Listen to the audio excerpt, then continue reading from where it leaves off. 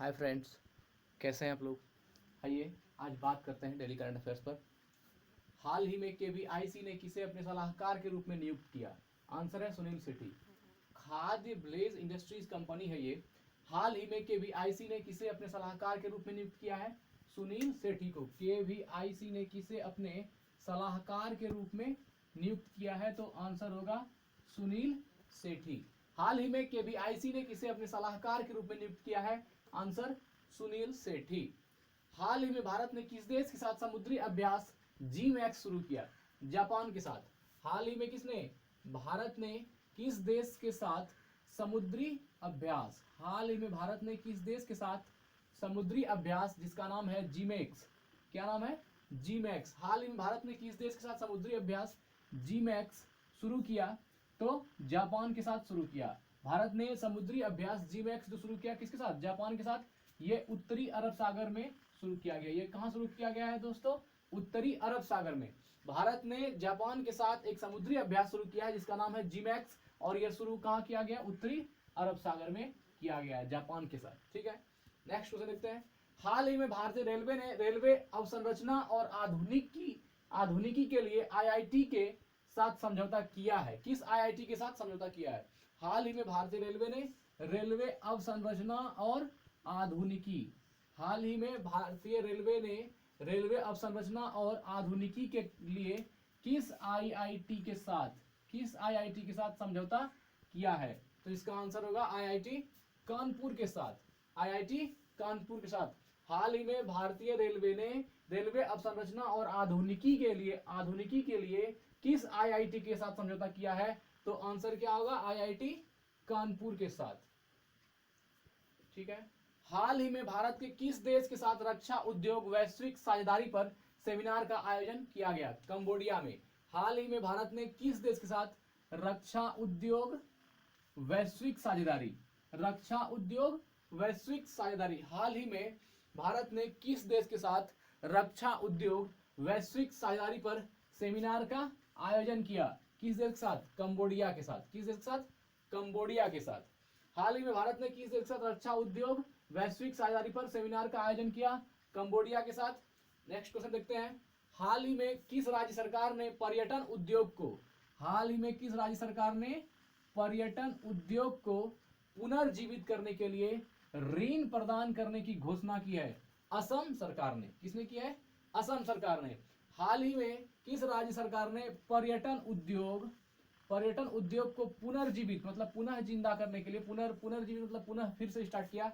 हाल ही में किस राज्य सरकार ने पर्यटन उद्योग को पुनर्जीवित करने के लिए ऋण प्रदान करने की घोषणा की। ऋण प्रदान करने की घोषणा किसने की, पर्यटन उद्योग को पुनर्जीवित करने की असम सरकार ने। किसने की, असम सरकार ने। ठीक है।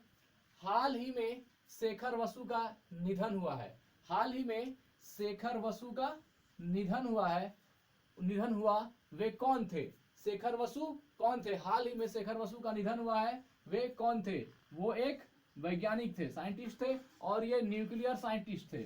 शेखर बसु जो है वो एक न्यूक्लियर साइंटिस्ट है और इनका हाल ही में निधन हुआ। और ये इन्हें जो है सबसे विशेष बात जो थी इनका कि पद्मश्री से सम्मानित किया गया था। इनको पद्मश्री सम्मान से सम्मानित किया गया था। हाल ही में शेखर बसु का निधन हुआ, वे कौन थे, एक साइंटिस्ट थे, एक वैज्ञानिक थे, और कैसा वैज्ञानिक थे, न्यूक्लियर साइंटिस्ट थे, परमाणु अणुवैज्ञानिक थे।